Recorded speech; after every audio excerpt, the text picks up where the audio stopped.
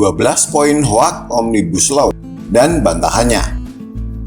Ditulis oleh Alifur Rahman. Penolakan organisasi buruh terhadap Omnibus Law sejatinya tidak mewakili buruh. Sama seperti anggota Dewan Perwakilan Rakyat yang sejatinya jarang sekali mewakili rakyat. Memang ada sebagian anggota DPR yang cukup berkualitas, tapi mereka menjadi minoritas.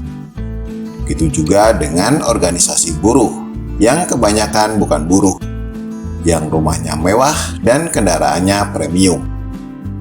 Tapi bagaimanapun, beginilah negara demokrasi.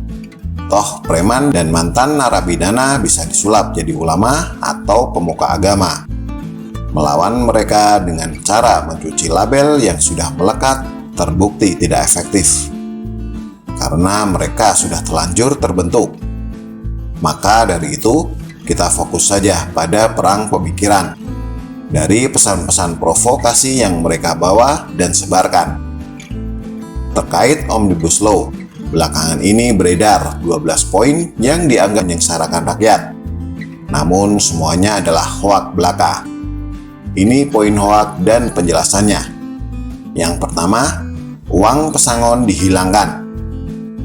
Uang pesangon tetap ada, dan ini tertuang dalam bab 4 Ketenagakerjaan pasal 89 tentang perubahan terhadap pasal 156 ayat 1 Undang-Undang 13 tahun 2003. Bunyinya, dalam hal terjadi pemutusan hubungan kerja, pengusaha wajib membayar uang pesangon dan atau uang penghargaan masa kerja.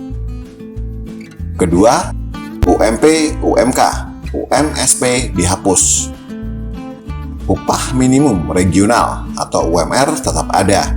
Dibahas dalam bab 4 Ketenagakerjaan pasal 89 tentang perubahan terhadap pasal 88C Undang-Undang 13 tahun 2003. Ayat 1, Gubernur menetapkan upah minimum sebagai jaring pengaman.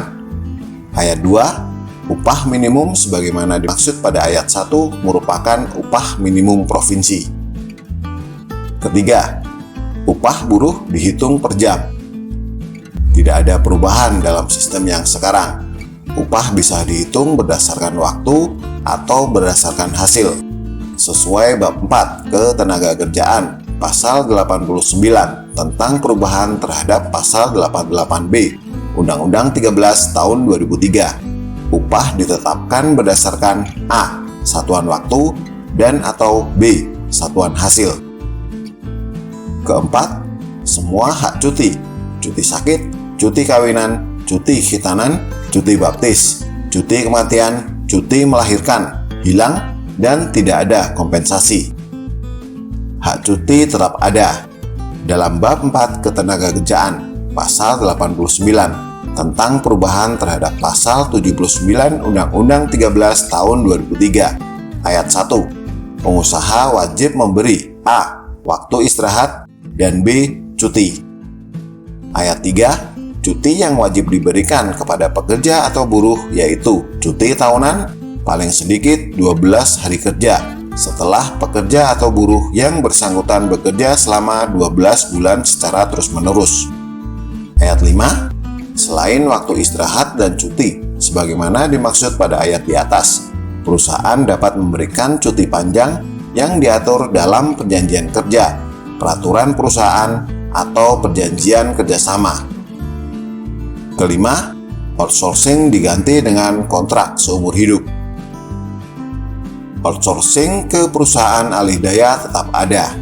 Pekerja menjadi karyawan dari perusahaan alih daya.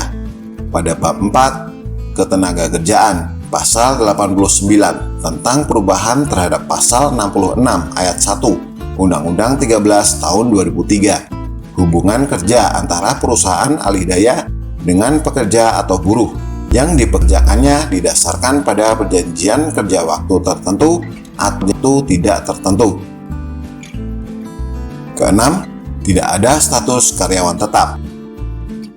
Status karyawan tetap masih ada.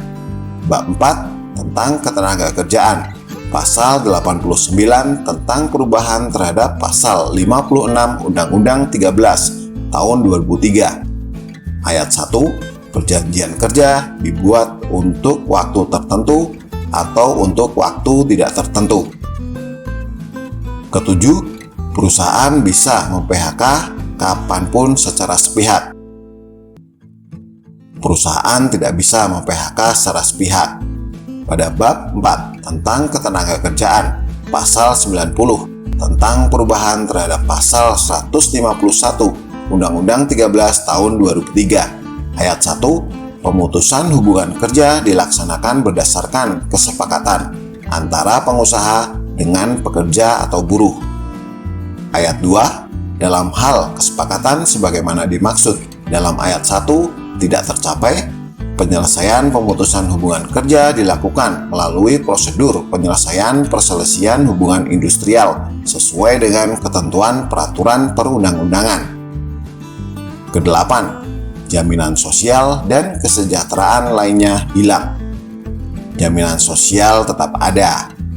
Bab 4 tentang ketenagakerjaan, pasal 89 tentang perubahan terhadap pasal 18 Undang-Undang 40 tahun 2004. Jenis program jaminan sosial meliputi A. Jaminan kesehatan, B. Jaminan kecelakaan kerja, C. Jaminan hari tua, D. Jaminan pensiun, E. Jaminan kematian, F. Jaminan kehilangan pekerjaan. Kesembilan, semua karyawan berstatus tenaga kerja harian. Status karyawan tetap seperti biasa. Ada bab 4 tentang ketenagakerjaan, pasal 89 tentang perubahan terhadap pasal 56 ayat 1 Undang-Undang 13 tahun 2003. Perjanjian kerja dibuat untuk waktu tertentu atau untuk waktu tidak tertentu. 10. Tenaga kerja asing bebas masuk.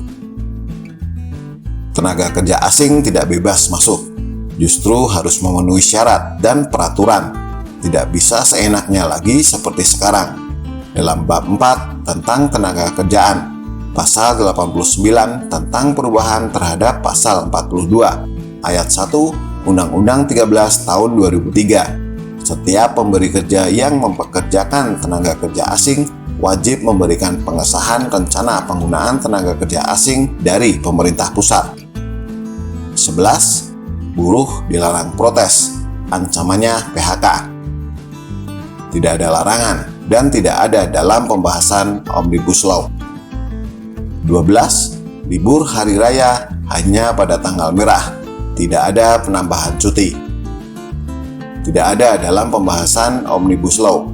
Sejak dulu penambahan libur di luar tanggal merah tidak diatur undang-undang, tapi kebijakan pemerintah. Jika teman-teman pembaca menemukan hoak dan provokasi penolakan Omnibus Law, silahkan kopas di kolom komentar. Kita akan bantah dan luruskan. Jangan mau dibodoh-bodohi dan diprovokasi oleh para mafia yang mengatasnamakan rakyat dan buruh. Begitulah kura-kura.